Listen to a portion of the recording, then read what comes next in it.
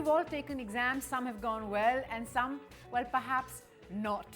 But what if the tables could be turned? What if students could be asked to evaluate their teachers?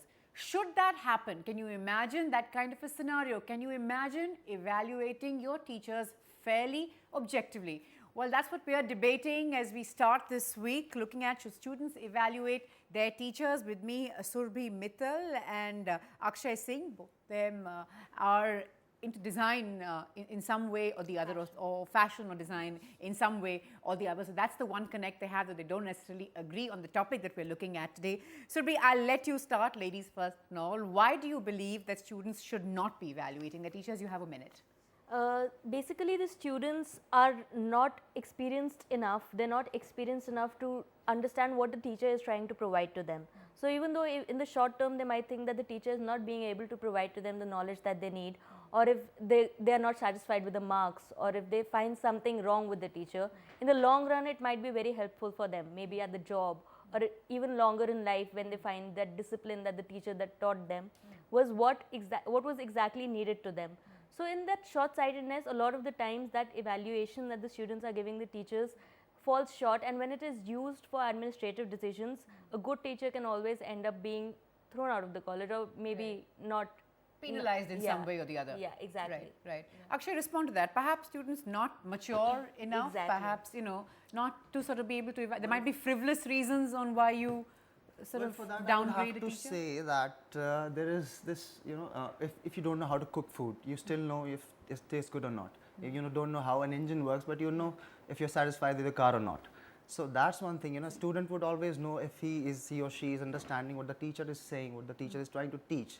That would be, that is one basic thing that you always have. So, and actually we have this sort of situation in higher education where there are feedback. More like feedback. Yeah, there's more like feedback. But what I think is that, students in their formative years, they should be given this, provided this quality, they should be instilled this thinking process that, they have to analyze everything that they're being provided, so that they know what else can be provided for them, because we already know we have a system which exists, and we know it has its problems. We hear about good teachers and bad teachers. I would like a situation where we talk about very good teachers and good teachers. So for that, I think this is a starting point where students should begin to evaluate their teachers. Right. And your time just got up as you finished that. You just finished a minute on that. So time just right. So Surbhi, respond to that. That a teacher can at the end of the day very often make or break you. You can sort of love a subject because you had a great teacher, excel in a subject that you weren't really good at, want to improve, and the reverse can also happen. You may sort of want to stay away from a subject, or be reluctant to be involved in a subject. So a teacher, of course, being very, very, very, very crucial, and has been, even if sort of go down generations, has always been crucial. So shouldn't there be some sort of system where such a crucial person in your life can know how you are responding, how you feel, how you believe you're imbibing and learning? See, evaluations important in the sense of if you're giving a feedback to the teacher on a one-to-one basis. But when the student evaluation becomes in the form of something that is used to take administrative decisions, or something that is used to take that is used to provide tenure to the teachers, or that is used to maybe evaluate how the teacher is good or bad. The good teacher, there are throughout our life we've seen that we find teachers which I might find good, but some of my classmates might find her to be a bad teacher. That's just a personal connect that you have with the teacher, because that's how your personality has developed and how their personality has developed. So basically you cannot make one trademark for this. This is a good teacher, this is a bad teacher.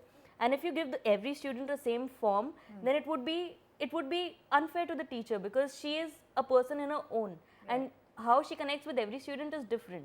So in that case, very qualitative feedbacks, when every student, it not being anonymous, every student with their names tell how the teacher has performed, and then we see their performance, and then that match is taken. That is a part of it. But to evaluate how she's teaching, it is necessary to include other measures, like maybe colleagues or something. So you're saying expand it. Don't just be only talking about that one teacher on the same parameters, but involve a whole lot else. And perhaps also, if this was to ever happen, perhaps also let the teacher be involved in the process. So why was it bad marks, as you said, bad grades that led to it. But she, of course, made that, very important point that it can't be one size fits all. I might get along with a teacher really well and you might not, or vice versa. Our reasons for, likes and dislikes might be very, very different. We're all very different people. How does that work? Well, see, as I said earlier, that what I believe in, that it should be instilled into the students from the very beginning, because I saw personally at college levels, when the feedbacks is just how people have, what kind of personal connection you have with the professor.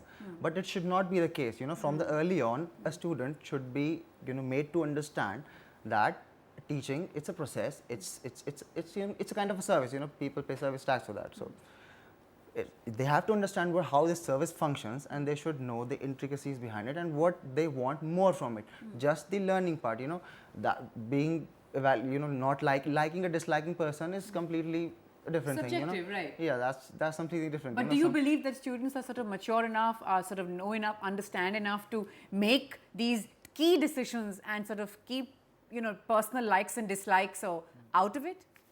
At this point, frankly, I would say not quite.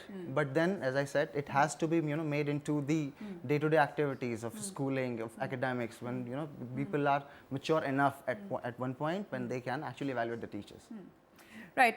There are lots of people, Surabhi, who would say that there's so much wrong with the education system the way it exists. There's also the drought of teachers that we're having, youngsters reluctant to get into teaching as a profession. Do you believe something like this could sort of be a bigger hindrance, especially the point that you made earlier, that the teacher could be deprived of, penalized in some way, or deprived of for something of it? Evaluations in its own might not be a hindrance, because nobody really thinks of that far, that how the evaluations would affect me. But if you see that the evaluations that a teacher is given, it does affect them personally, and also you have to realize that the teachers are providing not just a service, but they're giving an entire part of their personality, because that teacher is becoming a part of you, she's giving a part of you. And then the academic freedom that she sometimes, thinking of in evaluations, the teacher might think that I might not say this because it might offend some students in the class, and then an important part of your learning gets just misplaced and gets displaced. So then maybe people are not finding that freedom in teaching anymore, or they're not finding that satisfaction in teaching anymore. Right. So that's a very important point. Actually, respond to that if you're constantly worried about being evaluated, you perhaps won't be what you would like to be. You won't project yourself the way you are. You would perhaps think twice that this is going to affect my evaluation, because at the end of the day, it's not like a student who takes an exam and then you have it there in black and white that I was, I knew my subject or I didn't know my subject. This is, it was sort of like not just cramped the style, but again, has the power to negatively affect the system. Absolutely, but then for that, I have the answer that there is no such job in this world where you're not evaluated. So, there isn't possibly anything that you can do where you're not assessed on some level. It has to be qualitative, that's for sure.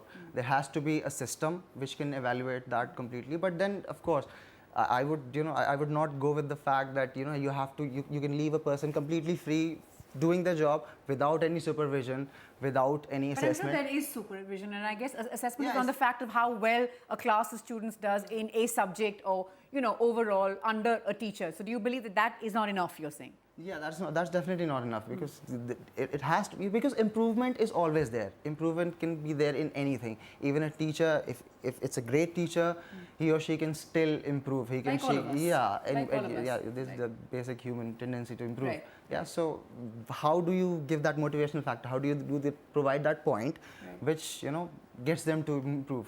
So a teacher we can all do with improvements, and this is perhaps one way of improving. Would you? Because like you said, students are already evaluated when they perform in the exam, when you see their performance. I'm not saying that do away with the evaluation completely. Of course, teachers should be evaluated. Of course, there should be some sort that provides them motivation to improve. But if that comes from a colleague, maybe, or if it comes from a qualitative feedback from a student, then there is a much better chance that the teacher takes it seriously, because we as human beings generally tend to take people who are equal level or who are superior. We take their ideas seriously as human beings, and then it makes much more sense if the colleagues are providing you that feedback. Students should provide feedback, but in the form of a qualitative, maybe one-to-one thing. Right. Maybe some student that you feel comfortable with could tell you that you're doing. Not an evaluation. Exactly, not an evaluation that decides how further you will go or what promotion will you get next. So don't base the benefits that you get or you know on the basis of this. Let's just have a healthy conversation, you're saying, to try and figure out how this works. Akshay, does that work for you, or no, you still want to give them marks? You still want to say 9 on 10 and 2 on 10 and all of that? There has to be one performance bonus which is based from the evaluation that is given by the student, that I stick by. Because as far as the feedback by colleagues is concerned, a colleague would never know how good a teacher other person is because they've never taken their class. This is as simple as that. They might really like you. They would tell you you're an excellent teacher because they're in your college, your department. They like you as a person. That's it. So that's the kind of feedback you can expect from other people. Though I'm not sure how many would really agree, because even in a professional environment, you know how your colleagues are. You get a sense from seeing their work on what they're like. I would imagine the same goes for teachers. As much as a or student, designers? even as much as a student would understand, a colleague would never. They're your direct client, your recipients, your students, whatever you call them. Right. But they are your focus, not your colleagues. So it'll be last words. I'm running out of time. Like what he ended with, I would like to say that teaching or studying or learning is never a consumerist thing. It's always more about something like you started with. It's an inherent thing that a teacher is giving to you. So it's something about learning. It goes further than who your consumer is. So your colleagues are always people who are looking at the environment, who are looking at the students who are getting the response. And some students might feel more comfortable talking to them. So it's always better that the colleague is telling you or giving you that evaluation.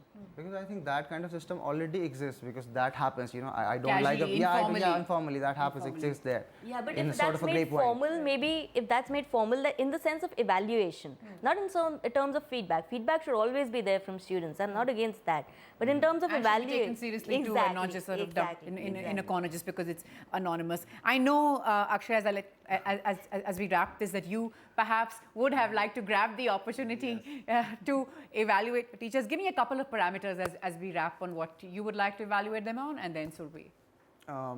I would say everything is qualitative, first of all, and then that would be how comfortable a teacher can make a student feel. That would be the first thing. That is the first requirement for learning, and if that can be, that's the most important for you. Surbi, what sort of parameter do you believe should be most important? As students, what we can evaluate them at most is how well they were able to provide the knowledge that was required to be given to us. If it comes to evaluation, feedback comes in how comfortable we were with them, how much we think that their teaching will help us in the future. So these parameters come in terms of feedback, but evaluation is just the knowledge that they've provided. And that, of course, would be also largely determined by how much the student imbibed, how much the student was willing to imbibe. Because at the end of the day, it is a two-way street. But clearly, the debate's not over yet. Strong views on both sides. Surbi, Akshay, thanks very much for joining us and sharing your thoughts with us. We're slipping into a quick break now. Coming up after that, all stuff that's creating quite a buzz online, all that you missed online. Now you can catch it right here, coming up right after.